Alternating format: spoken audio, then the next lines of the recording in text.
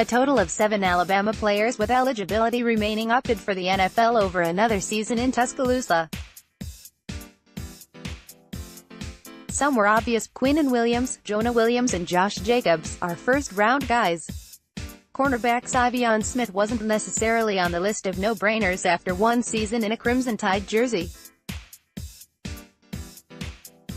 5 days after losing to Clemson, however, Smith said he was entering the draft. Walter Football has him as the No. 36 cornerback in a class full of SEC talent at the top, while CBS Sports had him No.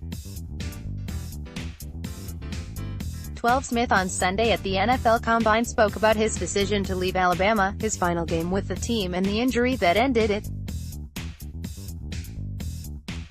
Smith said Saban told him his grades were coming back between a second and fourth round selection. What did the coach say about Smith's decision? He told me to think about it some more, Smith said. So I thought about it and talked to my family and my supporting staff, and we agreed it was time to come out. One major hurdle stood between him and the ultimate verdict to enter the draft. His performance in the 44-16 national title game loss to Clemson weighed heavily, with an opportunity at redemption in his mind. Smith, who started 12 of the 15 games, was beaten on several key plays in Clemson's stunning blowout win over the reigning national champions. The final play of his collegiate career came on the 74-yard touchdown from Hunter Lawrence to Justin Ross.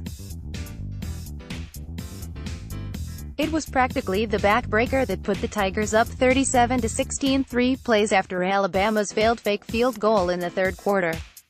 Smith went down after Ross made a quick move at the line to find green grass on a short pass.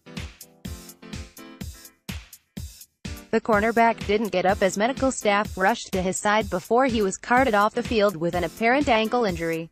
Smith said he had been dealing with a bone bruise on that foot dating back to the SEC championship game win over Georgia. I just kept aggravated it, Smith said, and it kind of gave out on me. Smith said he had been rehabbing the ankle up until the game but just couldn't take the pain after I injured it again, and on that final play, I rolled my ankle, which the talus is the joint that connects your foot and your ankle, Smith said. So, when I went to plant and cutting back off, my ankle just rolled and got caught in the turf. I just went down. The injury kept him sidelined from training for 2 weeks, Smith said. That's the reason he will not run the 40 on Monday at the NFL Combine. Overall, Smith said his Alabama experience was amazing. He points to better performances that he hopes NFL teams see as well as the Clemson tape. I think everybody would agree I had a great game against Missouri, Smith said. I had 2 interceptions against Drew Lock. I think everybody would agree I had a great game against LSU. I was pretty pumped up for that game. The extra inspiration for Baton Rouge came from Smith's time playing for LSU in 2016. He went to Mississippi Gulf Coast Community College for a season before signing with Alabama for 2018. Heading back to Tiger Stadium was quite an experience. It was fantastic, Smith said. Being on the other side, just listening to the crowd from another point of view. When I was at LSU, it was always a motivation factor. You know, we wanted the crowd in the game, but definitely hearing that loud stadium, it was a different pump me up. Smith had 6 tackles and broke up 2 passes in Alabama's 29-0 win over LSU. It wasn't weird returning to his old home, Smith said. I just took it as a business approach, Smith said. It was just fun going against guys I actually played with and guys I was roommates with. That was one of the better days in his Alabama tenure. The Clemson loss lingered a few days after returning from California.